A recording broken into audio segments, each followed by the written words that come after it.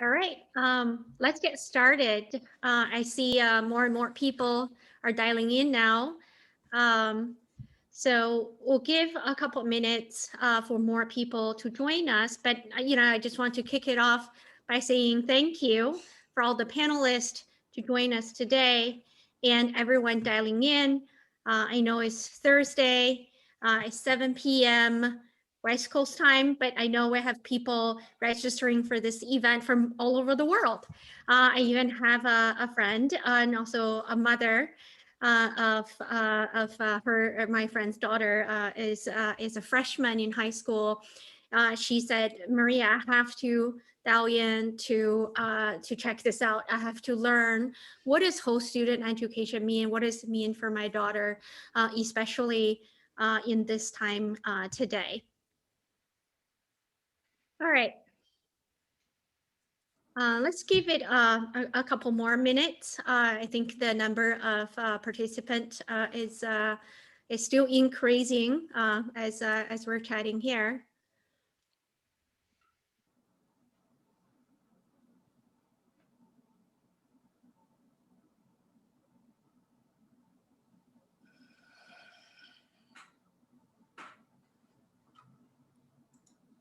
All right. I'm going to start with a very quick round of intro. I'll start it myself. My name is Maria Zan.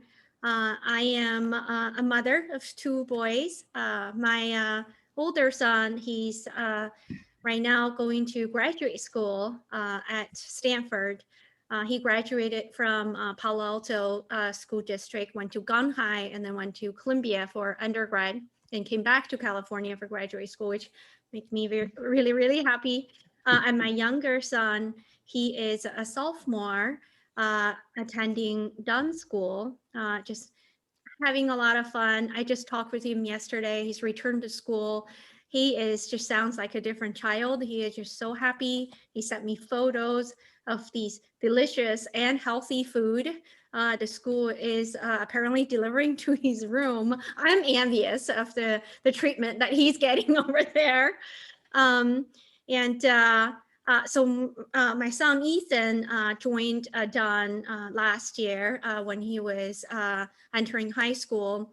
And as I got to know this amazing school in the first year, at the beginning of this year, I actually had the opportunity to join the board of trustees at Dunn. So I also kind of wear that hat today.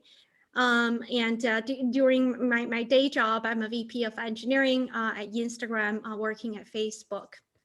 So I'm just really happy to have this opportunity to moderate this event. I know this is going to be a great opportunity of learning and sharing and growing together for all of us.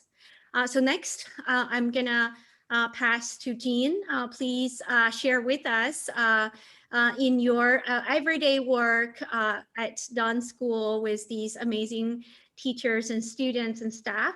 What does it mean to you when we speak of whole student education? Thanks, Maria, and welcome everybody. Thank you so much for joining us here tonight. I'm Gene Vashon. I'm the Associate Head of School at Dunn, and I come to the discussion of whole student education from a couple of different perspectives, from the perspective of a classroom teacher, from the perspective of a high school administrator, and probably most importantly, as the father of a Dunn School freshman. So I'll try and capture in a few sentences what whole student education means to me. Clearly, we have a whole webinar devoted to it, and so there's an awful lot to say. But for me, the most important thing about a student's education is that it's a story. An education is a story. And there really needs to be a level of intentionality to the writing of that story and to the documenting of the story. I have always believed that the purpose of education, of school, particularly of high school, is to help guide young people in their transition from childhood to adulthood. And that has to be about attending to all of the elements of that student's story. And we have to teach students to be intentional and have agency in the writing of their own story. The current industrial paradigm of education really focuses way too narrowly on just a part of the fullness of a whole student. It expresses success in terms of grades and test scores and the very few things that those can measure about a student's learning and growth. It misses an awful lot about what's important about that growth and learning. And understanding this and seeing this, I think that it is true of every educator that we feel an imperative. The name of our webinar tonight is the whole student education imperative. We feel an imperative to make education work better for more students by teaching them as whole people. We'll go into a lot more detail as we go forward, but I will hand it back to you, Maria, for the next introduction. Thanks, everybody. Thank you. Christina, I know you have a very unique perspective on this topic as well, in terms of what it meant to educate a child as a whole. I'd love to hear your thoughts on this. Thank you. Welcome, everyone. It's great to have so many people here tonight, and I thank you for joining us. It's going to be a really great night. So my name is Christina Weir, and I serve a number of roles at Dunn School. I am a learning strategies teacher. I also am the sophomore dean. I am a contributor to the wellness and leadership curriculum. And I help my husband run the 10th grade boys dorm. So we're a little busy. Also, I just wanted to say that I've been serving in education for over 25 years, and both in the elementary and high school levels, all income spectrums from underprivileged to privileged, public, private, international.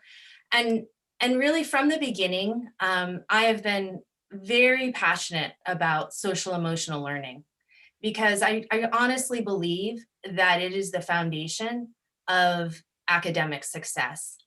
So my kids make fun of me a little bit because I am a bit of a nerd.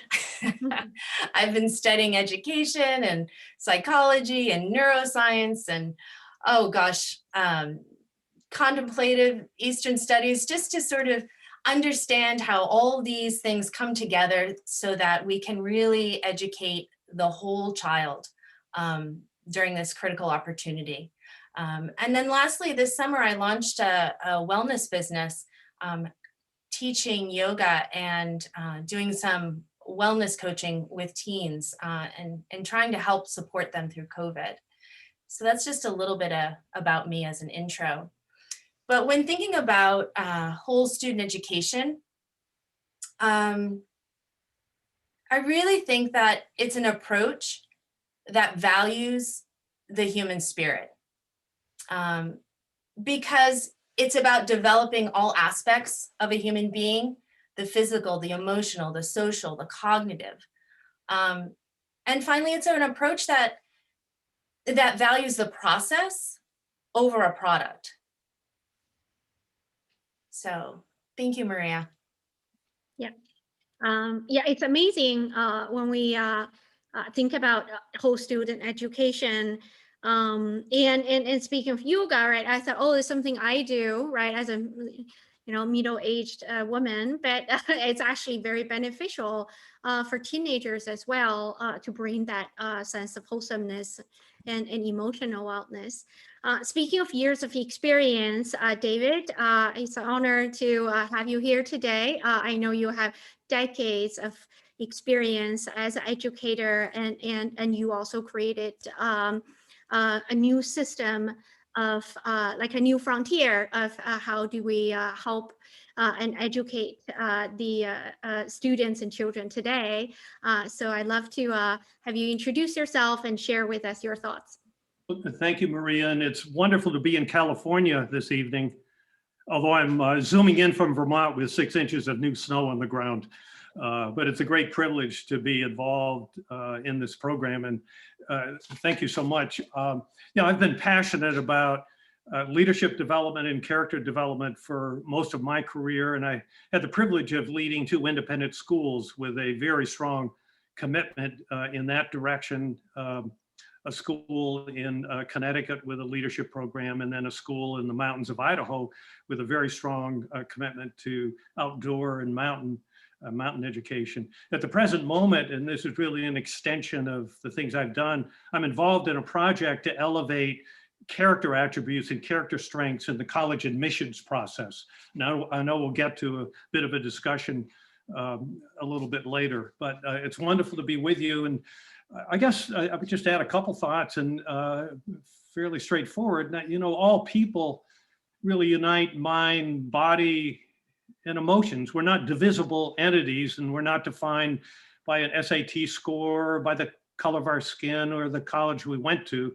And I think to truly know a person or a student is to know their, their deeper qualities, to know their essential characters. And I think at a school, as a teacher, it means educated for all the attributes, and you have all already said that, make up a person that makes us human.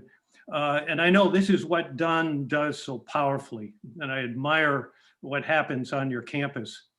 Also, I guess I would suggest that we share a common goal, or a common holistic goal, as teachers and as parents, and I think it's to foster happy, healthy, successful, in their own terms, young people with a strong moral foundation.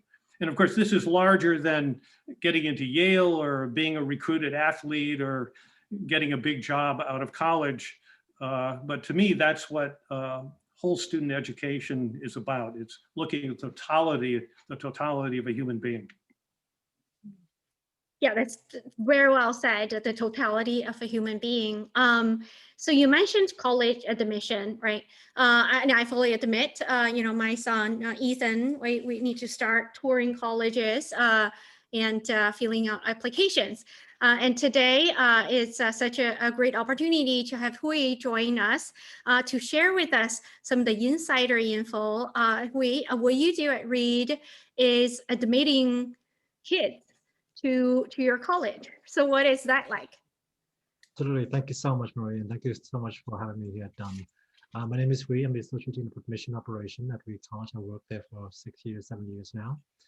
I think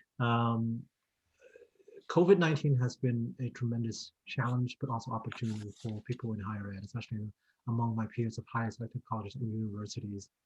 I think, the previous panelists have already mentioned that SAT score, ACT scores don't define who you are. And for a lot of highly selective schools like us, we always say that, in public, but then like when we deliver, we're like, well, we can't deny a kid with 1,500 SAT, or admit a kid with like 1,000, blah, blah, blah, blah.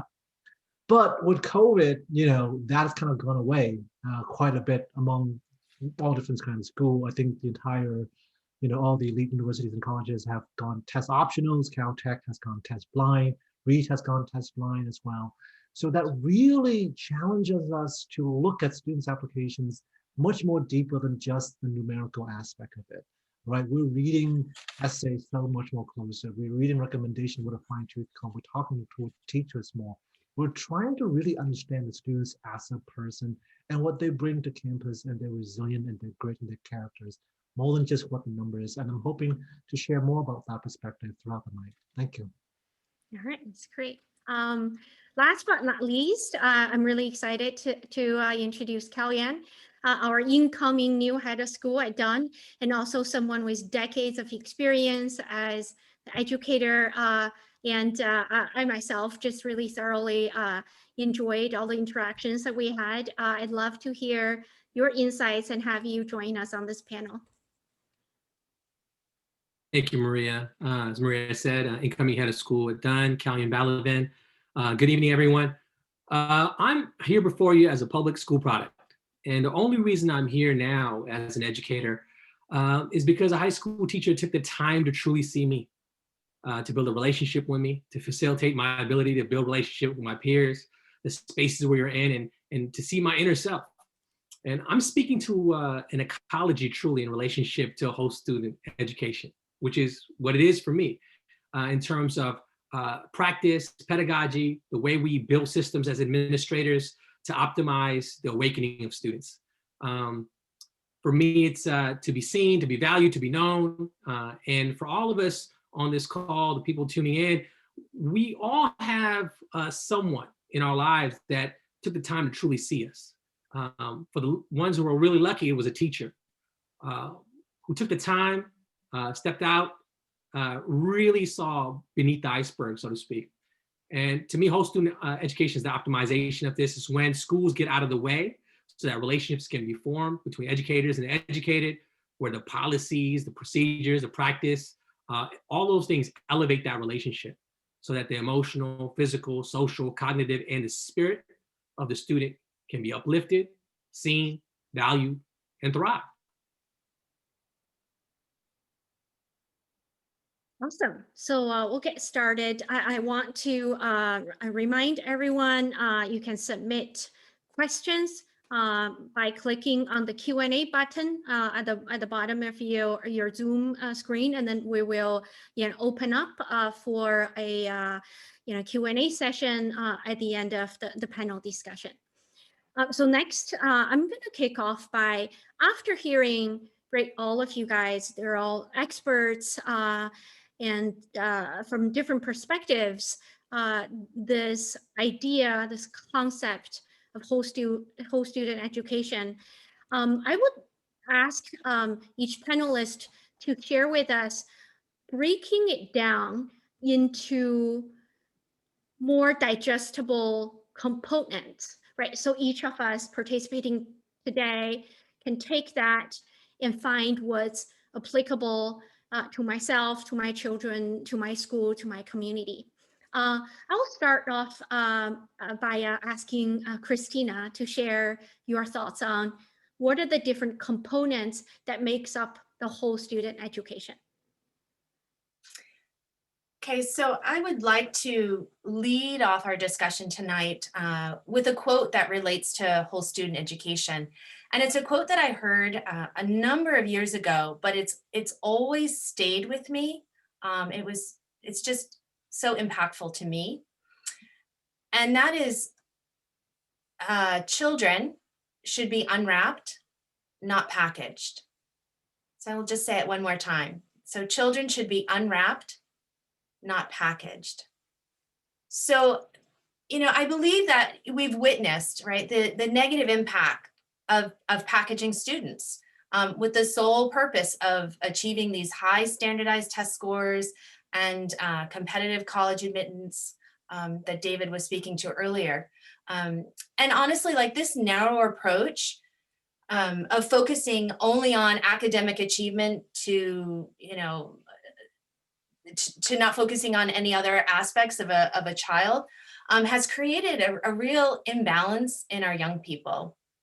And it's stunted their character, to just name one adverse effect. So Dr. Jean Twenge, she's a psychologist and a researcher, a generational researcher.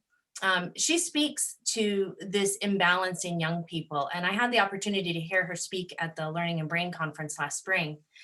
And she said, what's needed right now is this, we want to think about it as, we want to create like a stool of stability for young people. And she's saying that, each leg of the stool is a component that creates stability for a student.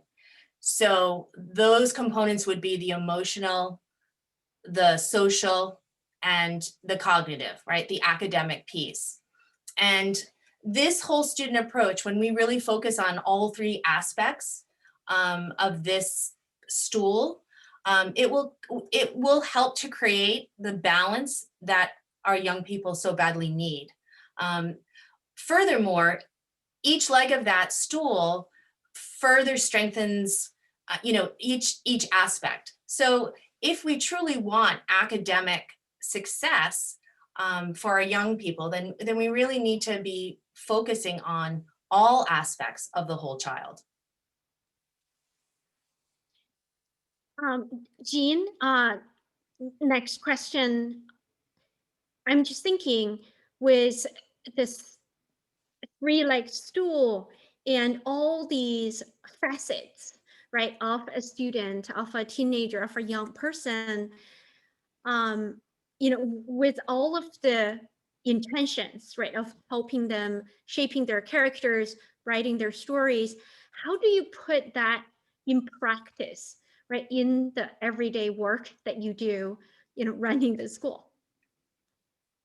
Yeah, that is the question, isn't it? How do we actually do this? Philosophically, we're I don't think you'll find many people who will disagree that teaching the wholeness of a person is what we really ought to be doing. I'll describe a little bit about how we've approached this at Dunn School. At Dunn, we actually have a 5-legged stool, and to borrow Christina's metaphor there.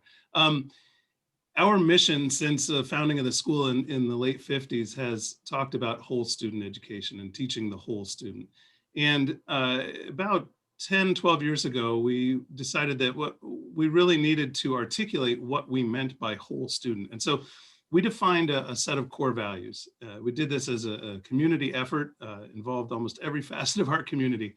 And so the 5 core values that we identified were emotional wellness, physical readiness, academic excellence, social responsibility, and moral courage. And we, in all of our decision making, in all of our building of program, building of curriculum, we use those core values to guide us in making sure that we are actually attending to the wholeness of the students. A few years ago, we actually changed one of those. We changed the middle one, academic excellence, and we have changed the name of that core value to intellectual growth. And I'll tell you the story about that in just a second. It's really important also that these core values, as we express them, we always say them in this order, and that's not accidental. It's not arbitrary. And because we recognize that even though as an academic institution, one might expect that academic excellence or intellectual growth would be the #1 priority, we know full well that without emotional wellness and physical readiness, without attending to the person, that academic excellence is unachievable and intellectual growth is nearly impossible. The two that follow intellectual growth, social responsibility and moral courage, really are what we see as the product of this. As intellectual growth happens, students begin to move their understanding beyond themselves into their social context, and then examining their own sense of right and wrong and how that fits in the world. The story of the change from academic excellence to intellectual growth really is a whole student education story. It's not a long story, but we recognize that academic excellence, the terms, the semantics of this really were limiting. Academic really seemed to pin us down to a lot of preconceived notions about academic disciplines and an understanding of some narrow silos of what that was. And the idea of excellence really seemed like striving for an endpoint. And so as we made that shift of our mindset from academic excellence to intellectual growth, intellectual versus academic, right? Versus, not that they're exclusive, but the idea of focusing on the intellect rather than the academic. And then, of course, focusing on growth rather than excellence. We're focusing on the process and not the product there.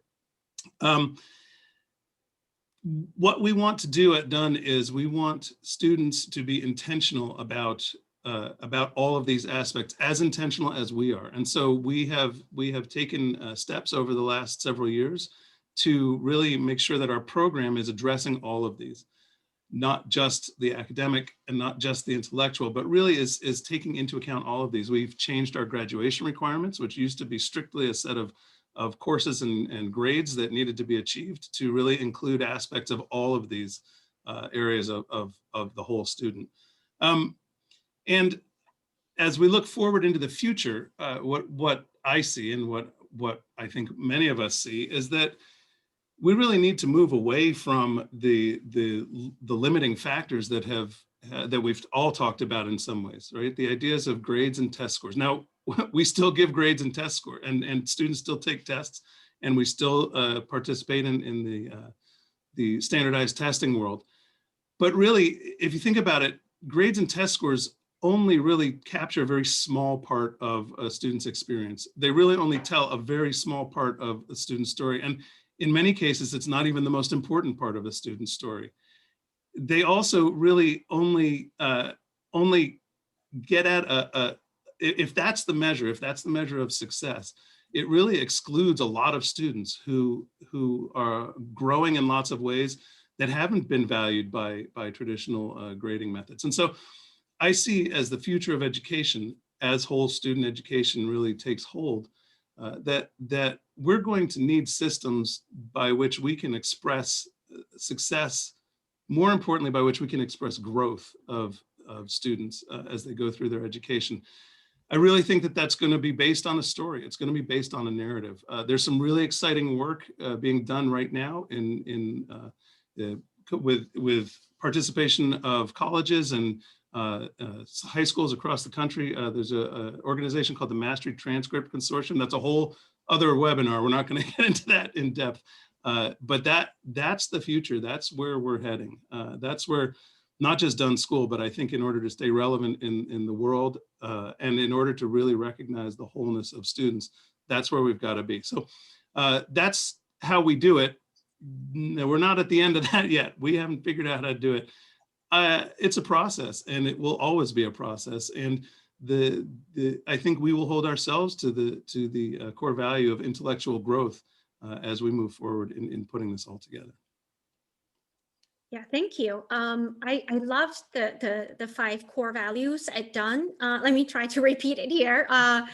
And correct me if I didn't remember all of them. Is emotional wellness, physical readiness, intellectual growth, social responsibility, and moral courage.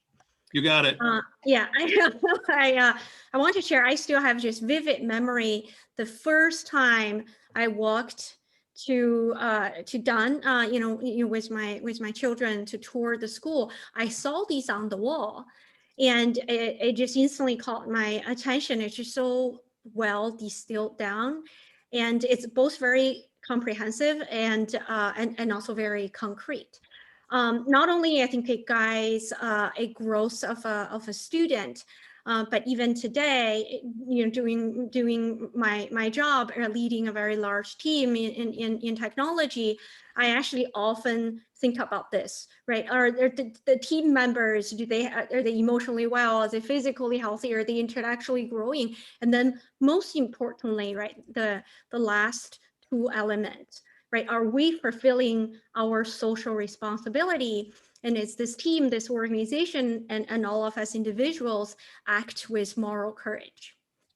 As you all know, last year has just presented, so much challenges to all of us as parents and our children, as businesses as well, and also just as a nation. I do want to do a quick plug.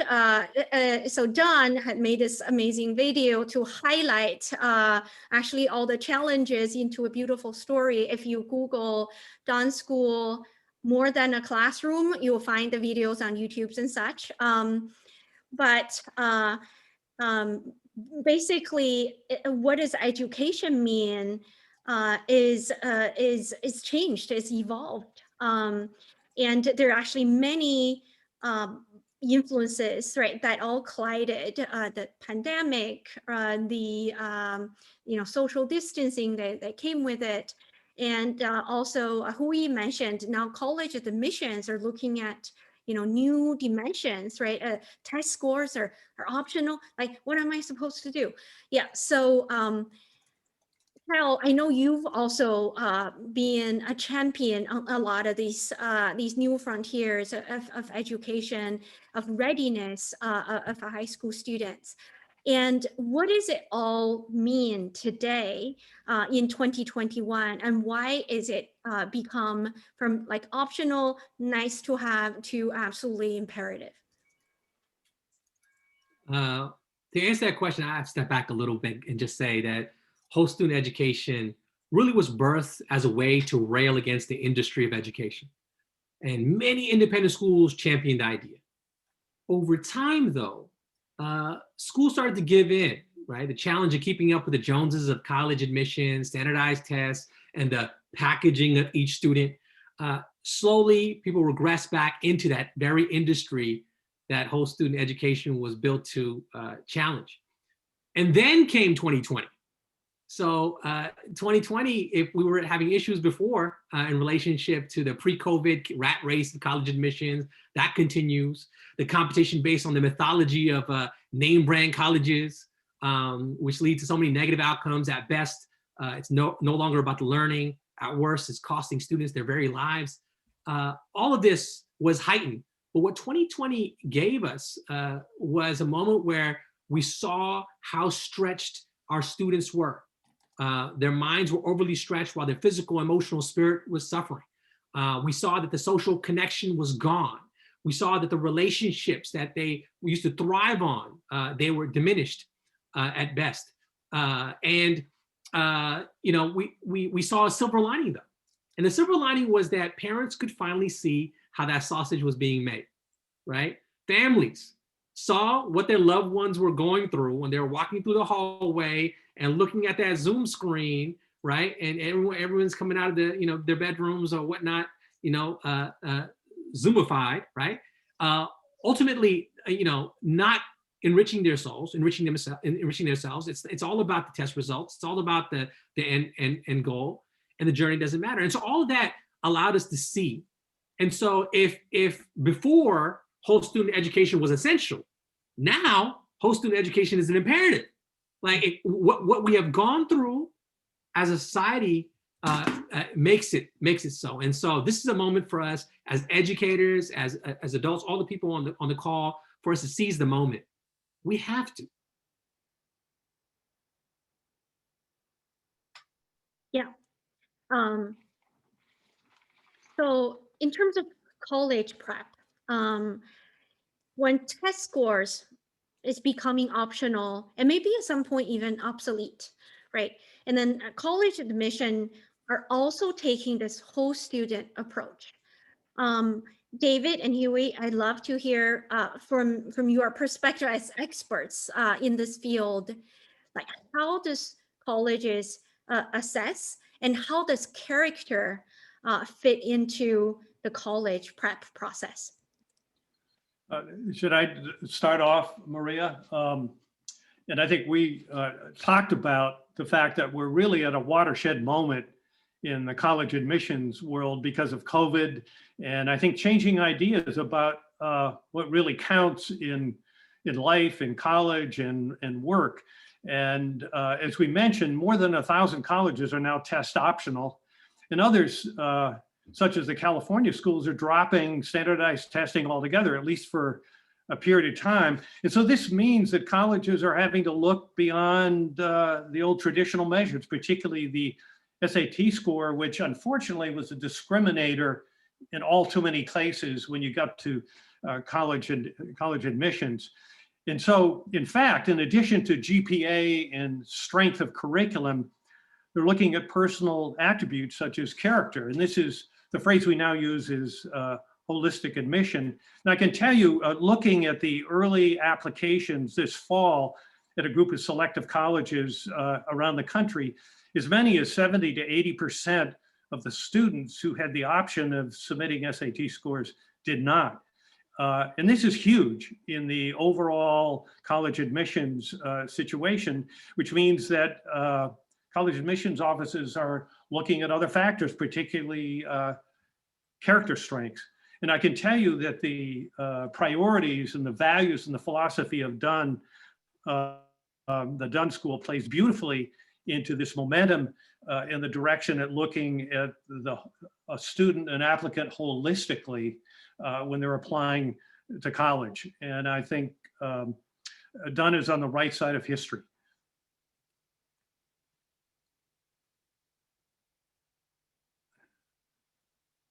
I always forget that I mute myself sometimes.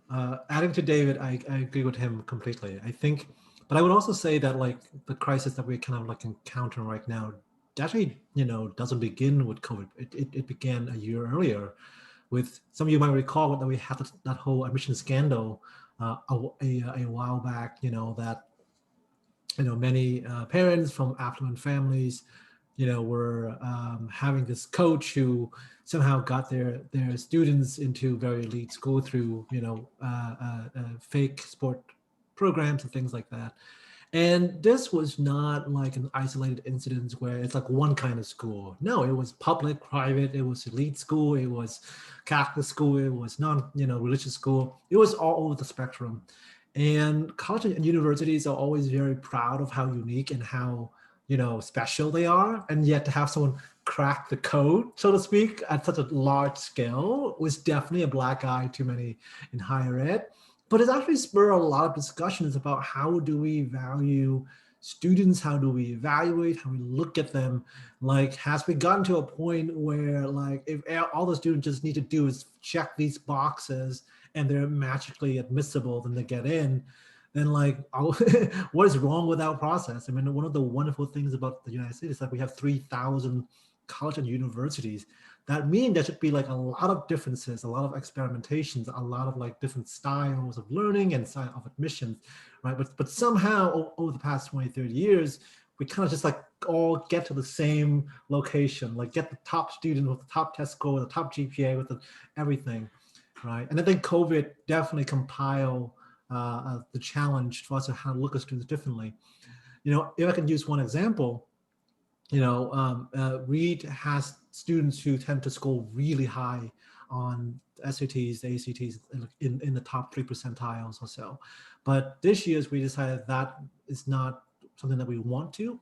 So we went to test blind, which is incredibly challenging to go test blind. I mean, some of our competitors and peers went test optionals, and it really forces us to think of our students very differently than just numbers. So how does that look?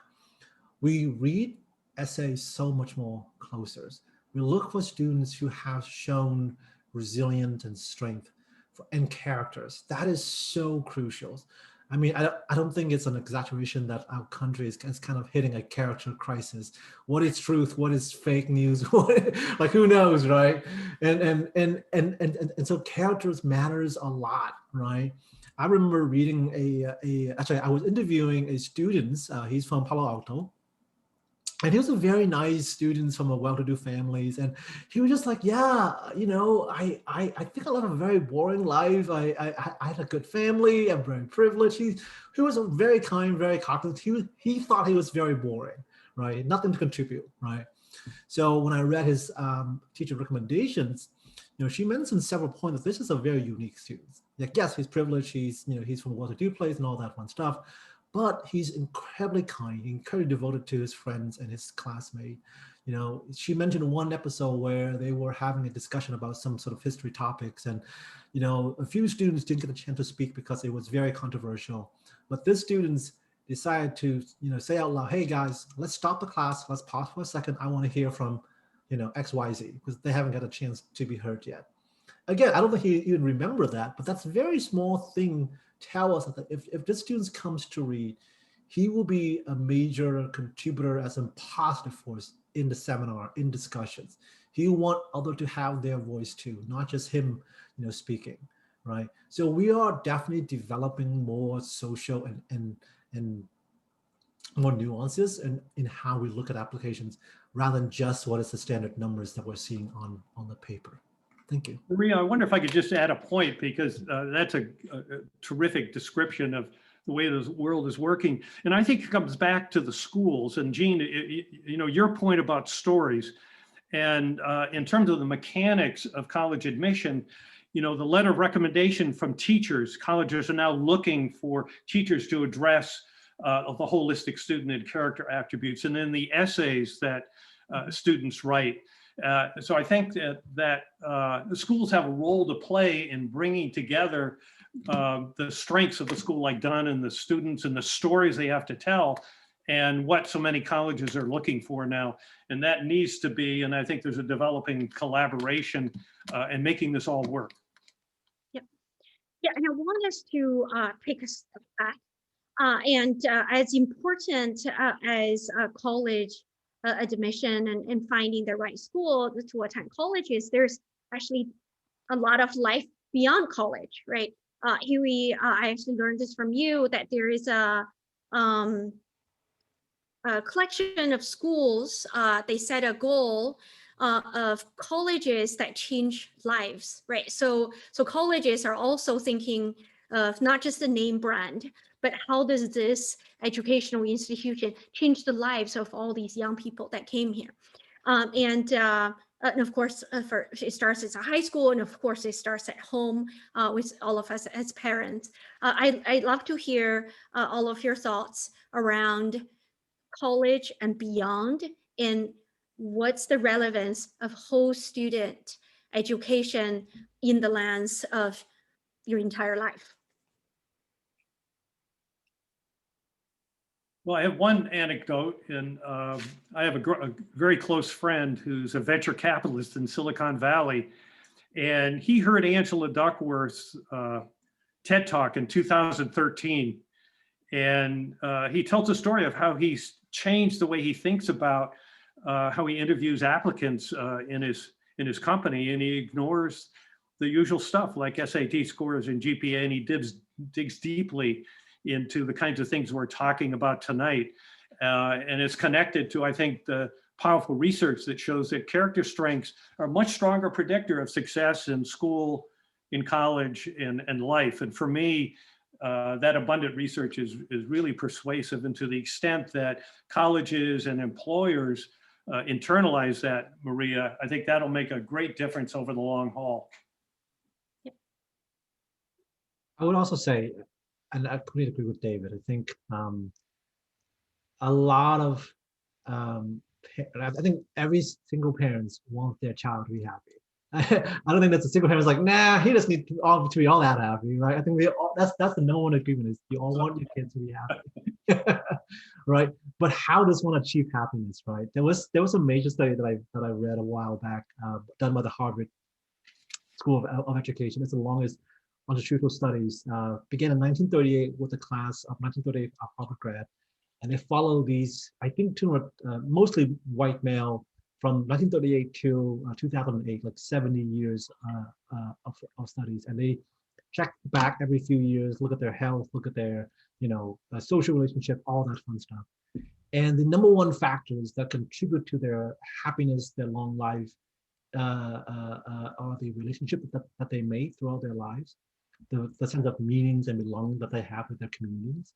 The things that they learn in college are like almost minuscule. Like no one said, well, I studied French or computer science, so therefore I'm happier in my life, right? And I think that is what's so important for, when you do your search for college. It's not just like, does this school like have just what the thing that I study or want to study, or does it have a nice dorm, or does it have a nice athletic feel, right? The thing that you will remember the most and that you will bring out from your college experience, are the memories of your friends, the relationship that you built, from professors, the connection that you make. Those are the most meaningful things. And, there are so many schools in the country that offer such a wide array of curriculum and programs that, Maria mentioned earlier, there's a college that changed life.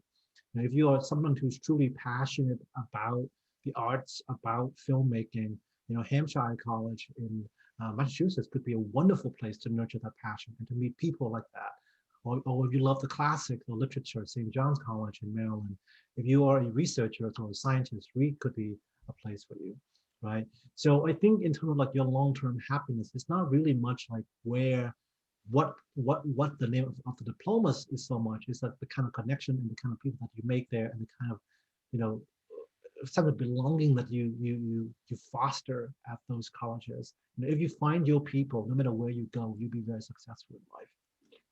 Yeah, I'd love to chime in from the high school perspective too. Several years ago, we articulated this in our college counseling office, and I think that the mantra of college counseling offices is to get students into the best schools. And if you step back from that and try to define what the best schools are, if you need something, if you try to do that objectively, all you can do is go to some rating scales or looking at the numbers. And you realize pretty quickly that doesn't make for the best school for every student. There's a statistic that I saw recently is something like 40% of college freshmen don't finish their freshman year, because in the college process, if it's the college application process, the college acceptance process, that's what we call it. We focus so much on getting in that we lose sight of what happens when you get out, what happens at the other end of college, which David and who have just been talking about. And so we changed the mantra of our college counseling office to, instead of finding the best college, finding the best right fit. And I think, as Hui says, that really is about finding your people. And if we back up now into how to figure out what the best right fit's going to be, it's not about whether your SAT score and your GPA fit the profile of the college that you want to get into. It's about understanding yourself and understanding who you are and how to find your people and how to find your place.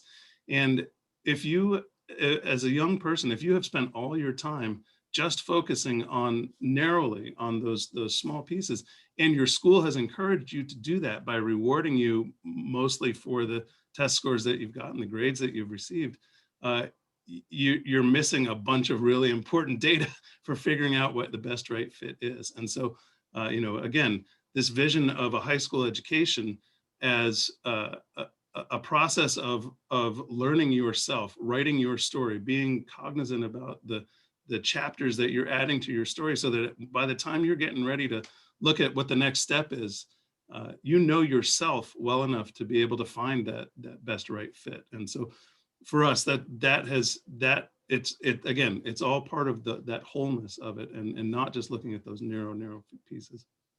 Yeah, and just to piggyback on that, Jean, high school should give those opportunities, right, for students to explore themselves, to find, what am I passionate about? What may be my purpose? What are my strengths? I mean, this is the time now in high school to be really looking at that, so that you'd be better able to make, good decisions as you go forward, as far as your next step. Having that space to reflect and define and find your people. I mean, that is all part of, emotional wellness, is feeling that connection to purpose, feeling that connection to yourself, feeling connection to your people, and not just going along with something that's inauthentic to who you are. And I think that's why so many kids are not feeling well, is because they're not living their authentic life. They're living a projection of what other people may want for them, thinking that that's where success is going to happen. But that isn't really success. Success is knowing who you are, appreciating who you are, and finding your path and going for it. Yeah, I totally agree with what you just said, Christina. And I want us to kind of come back to the first pillar, emotional wellness. So I want to share like a really sad memory. When my older son was in high school in Palo Alto back in 2016, that I don't know, some of you might have read about it in newspapers and magazines. There's a suicide cluster. They call it a cluster, just there were several children who lost their lives, and which is so sad. The entire community was devastated. I feel like I was perpetually traumatized from that experience as a parent that my son goes to the same school. There's a documentary made to share that story called The Edge of Success. I think it's available everywhere now. I just want to, now it's 2021, it's been 5 years, but now I have another child in high school, but the environment today is presenting to students and parents and communities and schools new challenges. So Christina, I know this is your area of expertise. What's your take and what's your advice, right, to our audience here? How can we all help contribute to our children's emotional wellness? Well, that's a whole webinar in itself, but I'll try to do my best here. I'm not a therapist. I'm just an educator who has a passion for this. I honestly believe, without emotional health, without mental health, there is no health. I mean, it's the foundation, right? I mean, you can't achieve in academics or socially or anything like that. And honestly, it does make me so sad right now that the statistics are saying that this generation is the generation of anxiety. 39% of kids are really struggling. And when you think about that, that's 1 in 3. And so there's some societal pressures. There's, the smartphones. There's so many different pressures going on right now with our kids. But I do think there's hope. I think that we need to be much more intentional in schools to explicitly teach skills related to emotional health. Personally, for me, I'm a big proponent of mindfulness education because it does help to train students in self-awareness and focus and resiliency skills, empathy, practices in gratitude, all those things that really help support our mental health, help students to work with their thoughts and emotions. And so I do think there's a piece of in schools that we can do that teach more explicitly how to take care of our emotional health. From a parent perspective, sleep is a really big, a really important piece of this puzzle. Not enough sleep for teens can really trigger some mental health issues. So, making sure your teens get some sleep, making sure that,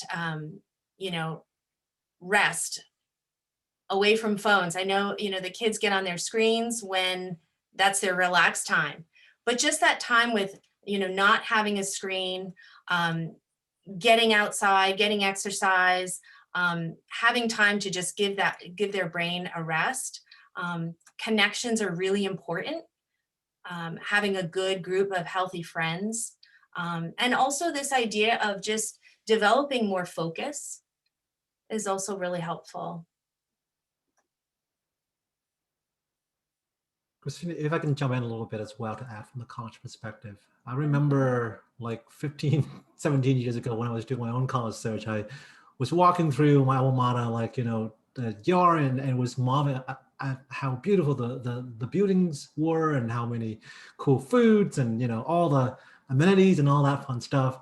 Fast forward 15 years later, I was, meeting some parents who were attending at midday at Reed, and they were like, "You guys have a great mental health centers." I'm like, "Oh, that's the first thing you notice, not the brand new buildings, the dorms, the mental health centers," which is a positive sign because people and parents and families are looking at things a lot deeper than just the surface level of like, do you have a cool new dorm, right? I remember reading a study that's the 1 in 5 incoming college students is diagnosed with a mental illness, right? And that's the known one. These are, we're not even counting students from backgrounds who might not have the opportunity to get this diagnosed when they go to college. At Reed, we had 2 MD, 2 psychiatrists, 2 full-time PhD psychologists. We have 4 psychiatrists, nurse.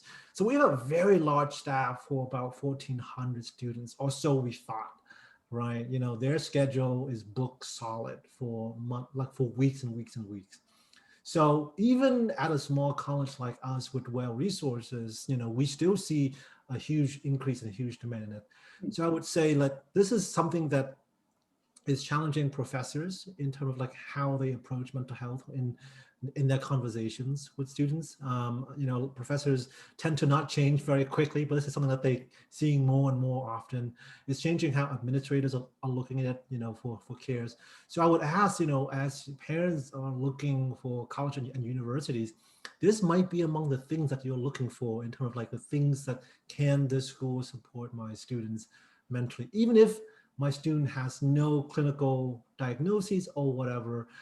College is a stressful time. You are traveling far away. If you're going to live far away, you are encountering a lot of firsts for the first time, right? And the complexities and the challenges of today's world is much greater than when I was in college 15, 20 years ago, or I'm sure some of my colleagues who went to college is a little bit later than that, and so that's a part of the conversations. And I would encourage you to actually seek out the mental health director at each school if you visit.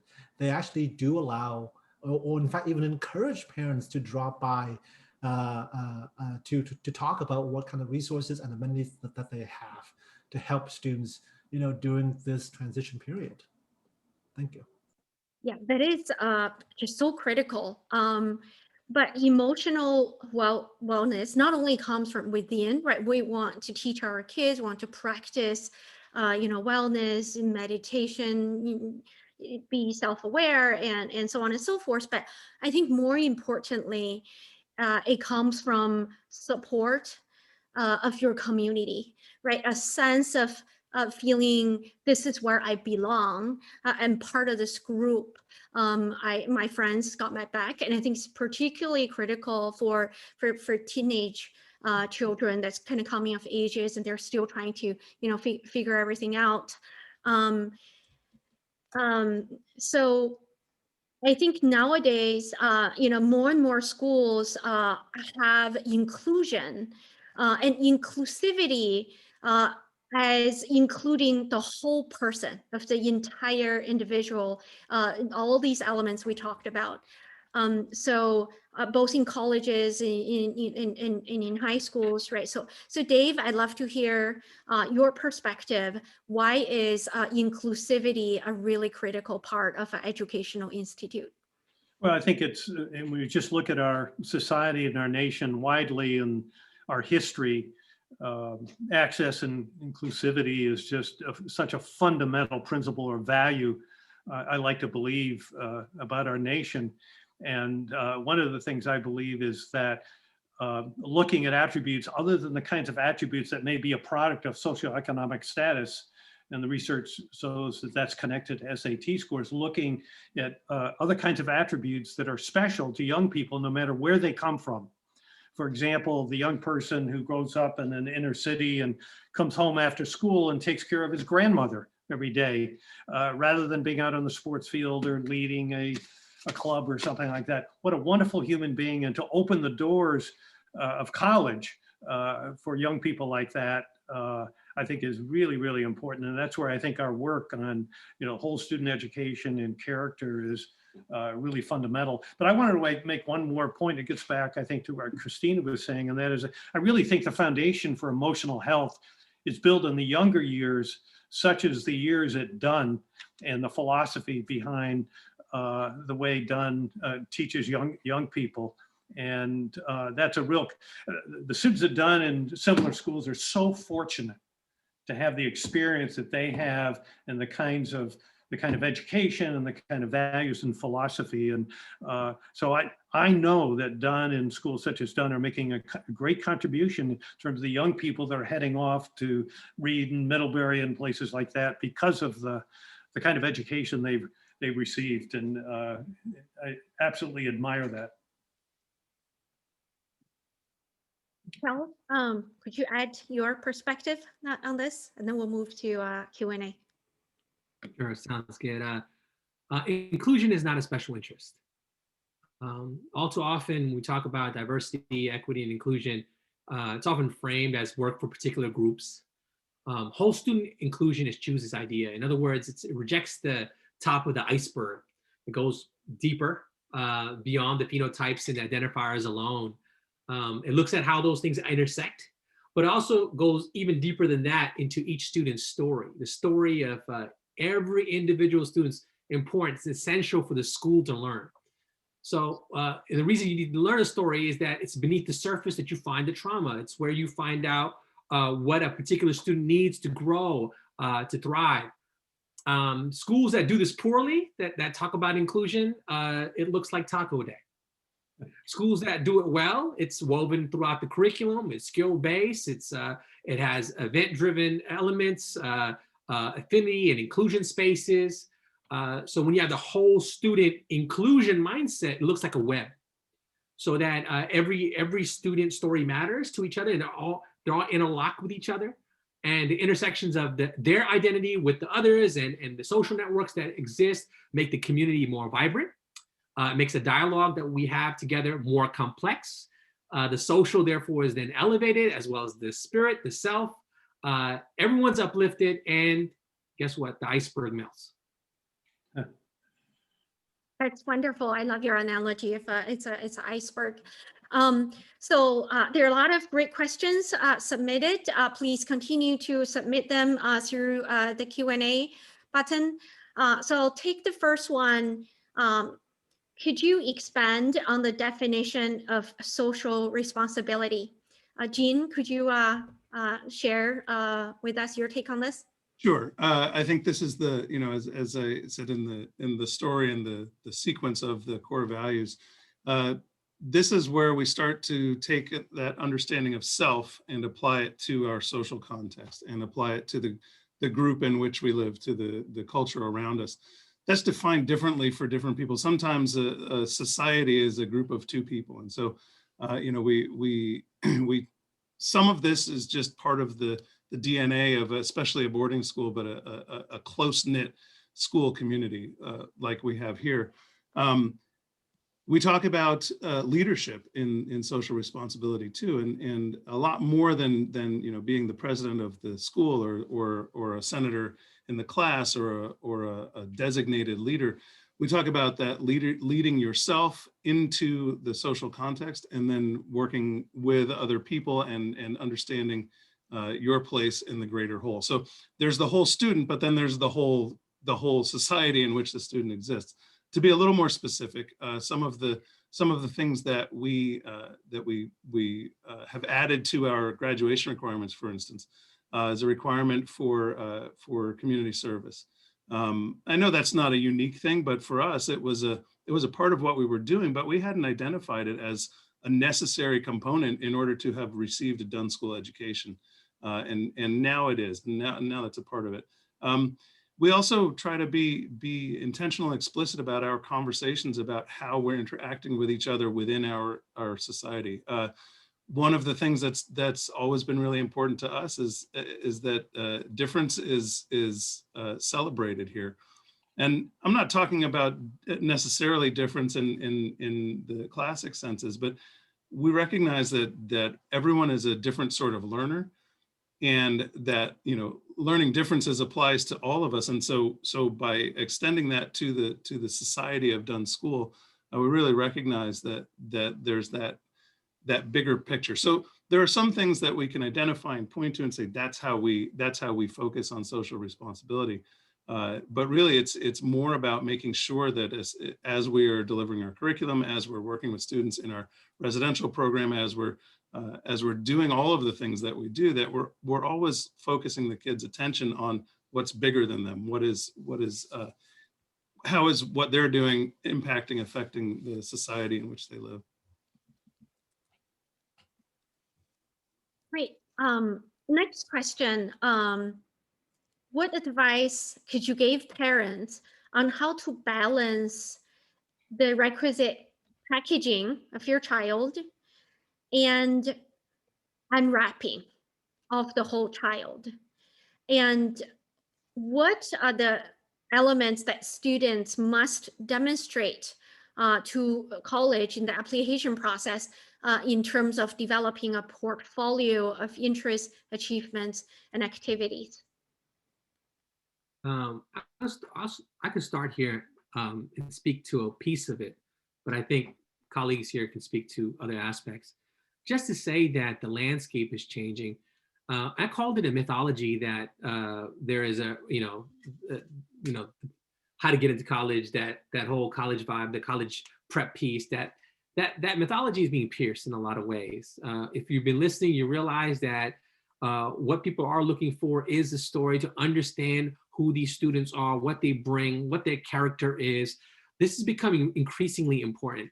And even before COVID hit and just blew everything into this realm of making everything an imperative, we were already in conversation.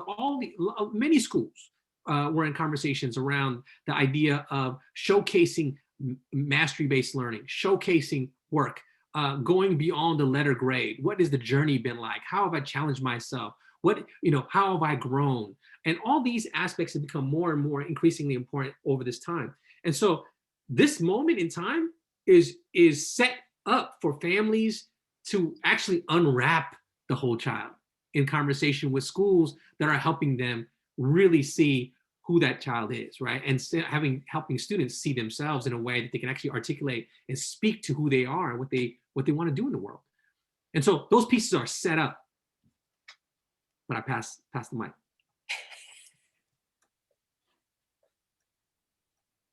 I would add, I think from the college perspective, it's, we've worked with a lot of families, a lot of students, and we definitely do get the sense that there are applications where it is a little too polished. The tone is a little too like an adult had written this essay or whatnot, right? I read on average, 1,500 essays written by 17-year-olds. So I know what 17-year-old writing style is, right? And I think what to me is like overwhelmingly students are very capable of representing their genuine and authentic self if parents let them, if schools foster that, right? Like I have had students who've attend very rural school in Northern California who had no advising, no coaching whatsoever, who present an incredibly authentic picture of how they live, what they are like. That was very moving, right?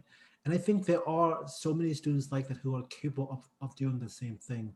And what I would say is like, trust your child, trust their judgment, and if you don't think that they, are taking the college process seriously and you might feel like the pressure to kind of step in a little bit, I would say maybe give them a gap year. I remember working with a family where the dad would just like kind of like talk to me. He's like, I can't get David to do this. He is not, here's a long list. I'm like, well, what does David want? He's like, he doesn't know. I'm like, okay, so let's give him some time to figure out what he doesn't. And so David did a numerical program for a year and then went back and applied to college, and his application was fantastic. And it was all his own because he took that time to grow, to mature, to figure out what he wanted. So I would say like let your child lead the process. And sometimes even if they kind of going a little off course from where you want them to go, give them some time to grow into it as well. Thank you. Right. Next question. I think just given the special situation, most of the students are at home, learning online. So how does Dunn and any of other perspectives from other schools, right? How do we promote the 5 core values of whole student while they're just at home staring at a screen all day? Well, I'll take a crack at it, but part of the answer is that one of the things that we are discovering, and one of the things that's becoming clearer and clearer, and I think Callian referenced this, is that in this present context, we're seeing just how very important it is to be with each other in community. We're simulating it. We're getting there in some ways remotely. We're doing as much as we can to create those relationships, but what we've seen is that being together, being in the same place is really where a lot of this work happens. So that's not to say that we can't do it in this context, but really I think there's this sort of the duality of this is that it's really pointing out to us just how important it is to be able to be to be in community and be with each other. So what we are doing in some ways, the core values are we don't sort of teach them one at a time. They're interwoven into everything that we do. So while we're delivering the classes and while students are interacting with their teachers, it's not that that's the emotional intellectual growth part and that we're going to save the emotional wellness for another time. of course, the teachers there's still relationship that's being built there. There's still attention paid to working on the emotional aspects of what we're doing. It is possible to recognize when someone is struggling even through a computer screen. It's a different equation, and it requires a little bit more, not training, but requires some of that experience. We've got some of that experience now. But then again, all of our lessons are going to take students, and all of our curriculum is going to take students into that social place, into the questions that challenge moral courage. And honestly, moral courage is embedded in just about everything we're doing right now. The courage that it takes just to be a human being during this pandemic is pretty huge. And so recognizing that, being explicit about that, and working with students on how and parents and teachers and everyone else in our community on how to work within that. It's all part of what we do. So I think that, again, it's really pointing out just how important it is for us to be together. But while we're not able to do that fully, it is embedded in everything that we're doing. And I think that's an important point that Jean made, that these core values aren't siloed. They're intertwined, they're interconnected. Teachers start off their days with, checking in with students. I know when I always start a certain period that we have called H block, which is our wellness and leadership, we always kind of start in on Zoom, and, everyone says kind of a one-word answer of where they're at. And, so there's that acknowledgement of bringing everyone together and acknowledging where you're at, before we even start class, so that gives the student the idea that we value, how you're feeling.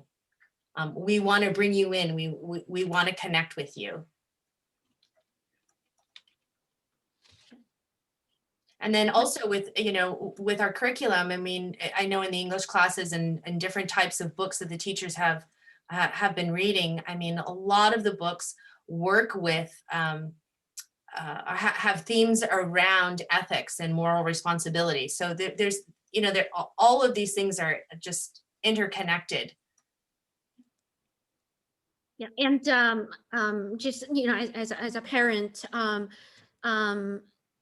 just from conversing with my friends, and also parents in the schools, that I think when children are staring at a screen all day, like, we have to pay more attention, right, to capture their mood change, to talk with them more, try to get them outside, although I failed to get my son to exercise, and to really kind of be very mindful and think about, it's not that, oh, he turned in his homework, he dialed into all his Zoom classes were good. I think there's just a lot more to be aware of during this pandemic. So we talked about inclusion, and there's a question: how do you support inclusion and scaffold whole student education for a child with learning disabilities?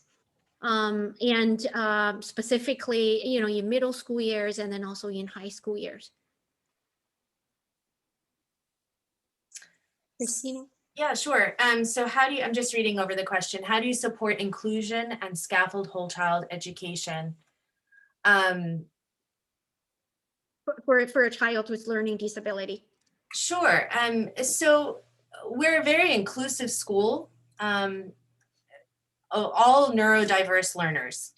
And so, it's having a learning disability or having ADD is not something that is something that's shameful. It's something that we come together and we support each other on. The teachers come together and we have a conversation with student about that, and we put different supports in the classroom, and we work with the student to see, like, what works for you. How will you be able to learn best here? What support do you need? How can we support you? And then also at Dunn, we have a learning strategies program, which is an additional program that you can work one-on-one with a learning specialist, which is what I do for one period a day. And we work one-on-one with a student with learning disability, with a learning disability or with attentional issues, and we specifically center on that particular child and how they learn and what strategies may support them in their goals. Jean, do you have anything to add? Yeah, I think that another part of this. So one of the things that as we're sitting around as teachers, socially distanced, sitting around talking about our experience in this, one of the things that we're all missing is that aspect of the classroom that you feel whether the kids are with you or not. And you can get some of the way there in a Zoom class, but that is one of the things that's really missing. And so what this means is that things like formative assessment to sort of, that's not about getting the grade, it's about figuring out if what you're putting out is being picked up. That becomes really important. And that doesn't mean lots of little quizzes. That means really making sure that you're asking the questions as you're going. It requires a little bit more of that, and we have to be a little bit more sort of explicit, intentional about it in the Zoom context than you can allow your teacher instincts to be when you're not. And so that's taken a little time for us to learn. It's something that we'll probably completely master right about the time that we're off our Zoom classes and back in each other's presence again. But so, I think that's a big part of it. That's not at all specific to students with learning differences, not at all specific to students who are wrestling with ADD. Of course, but as Christina said, the neurodiversity of all people really means that we're constantly having to be checking in with each other in lots of different ways. There's also a group of students that are not part of our Zoom classes for various reasons. They're not able to join these classes. We have students that are 15 time zones away from us. And so we have had to develop some strategies to connect with those students, some of it through Zoom, but some of it through a much more articulated online presence with our classes. And so there are a lot of strategies here. Some of it we'll probably hang on to when we're done with all of this. But so we are still in the process of figuring out how to reach everybody, but constantly in the search for how to best connect with students in these new contexts, new environments. And if I could just add, I think a whole student education is wonderful for a student who has a learning disability or ADD, because they get to develop their whole person, right? And that the academic piece isn't the primary and only important thing. So some of the students that I work with are some of our best leaders here on campus, right? Because they have just incredible leadership skills, and they have great emotional awareness and social awareness and great integrity. And so they shine in so many different places throughout our campus. And I think it really serves them to see that, oh, wow, I have strengths. I have other things that I can offer a community where maybe in a school that didn't have this type of philosophy, they may not have felt that way. Yep. Next question, right? This wonderful whole student education experience, what does the start look like? Say, a new student just enrolled at Dunn. How do you kick off this process, especially for a student who's not familiar with this type of education? Well, you use the word process, which means that I think that us understanding self is and understanding others is really a product of the relationships that we find ourselves in. And we know relationships develop over time. And so how do we get started? We get started by trying to make sure that everybody is feeling safe, is feeling comfortable, knows who their people are. We have an advisory system where we immediately have an adult that is your go-to person. might not end up being the adult that becomes your go-to person as you move through your career, but there is that person to go to. We work with our student leaders, especially the older students, to really engage especially new students to Dunn right at the beginning, try to draw them into community. For our boarding students, there is the additional level of community of the dormitories, but we really try as much as we can to include our day students into that idea, the ethos of that sort of residential school, where the line between our home and our work, our home and our school, starts to disappear. We start to build that culture and relationship. So there's no one thing that we do that kicks this off. It's everything that we do that kicks it off. But this is not something that happens in the first week or month or even year of school. This is something that develops over time. There was another question about, or it's part of this question about how we're teaching students to recognize their own story. I actually think that's the work that we need to, that's where the work is. The work is in developing systems where the students are not so focused on that outcome, on that grade, on that final result, but really have the ability to focus, and we require them and then reward them for focusing on the process. And as we build that more, the value of recording the story, of documenting the story, of finding, of having that go as we move along. And that's really what the idea of competency-based assessment, mastery-based assessment is all about. And so we're not there yet. That's not us yet, but that's who we are going to be, I think. And that's the direction that we're moving. At Dunn, I really think that's the direction that education is going to have to move if it's going to keep serving the society that it exists in. Yeah, I think you're right, Gene. And I would add to that piece, it feels right in the moment for schools like Dunn to have that cycle complete, that moment of reflection, be a part of it. You know, for those educators on the call, you know, the COPE cycle, right? That the moment where students have the opportunity to reflect on their journey, reflect on their experiences. And through that reflection is really a mirror to themselves, right? And that process that begins with the relationship building, right? With different adults, with the community, is a process for students to see themselves over time. And by seeing themselves, they understand what they want to do, who they are in the world, right? And that holistic piece. And there's also a question that was asked, Cliff asked early on around, you know, just different schools, like how to optimize that. And the truth is, it's schools have to get out of the way in many instances to allow for those things to happen. You visit different schools, and these things are happening at various schools, but they happen in an idiosyncratic way, right? At what we're saying right now in this conversation about schools specifically like Dunn, it's happening in a planned way, right? In a systemic way, in a mission-driven way, where that is the goal, right? Not just some happenstance person stepping outside of the norm, right? The entire school is stepping outside of what other schools are doing in order to give students that opportunity. Right.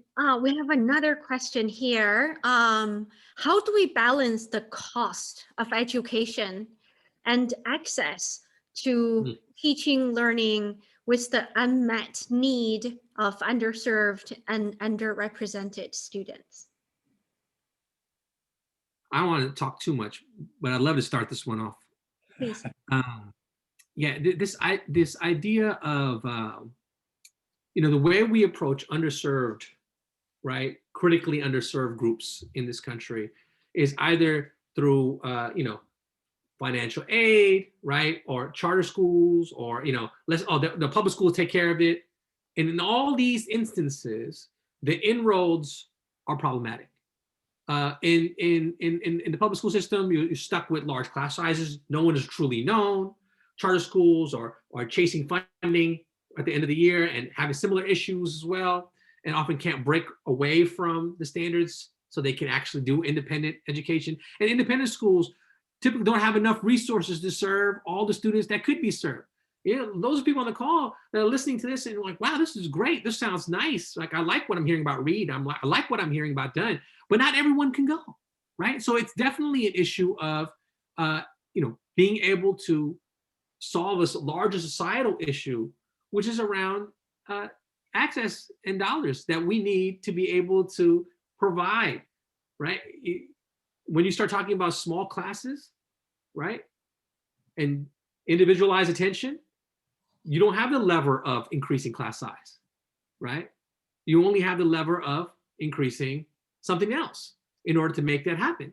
And so this is a larger issue, and it really takes people being vested in this type of outcome for human beings, right? Realizing that this particular thing, more than anything else, really does make the world better, to really invest in that in whatever way, shape, or form they can. David, could you share your thoughts on this? Well, I think as Kalian is implying, this is a societal need and a societal principle that needs to be embedded in everything we do. And the way we're structured as a society at the moment and in past years just has not met that really critical goal that Kalian you just mentioned. And so I think it gets back to the core values that we put our nation together around, and it gets back to leadership. And we've in my view, we've been through a period of very poor leadership, and so to connect strong leadership with the right values at every level, as you say, in a school, in a community, in a state, and in the nation. And to me, that's the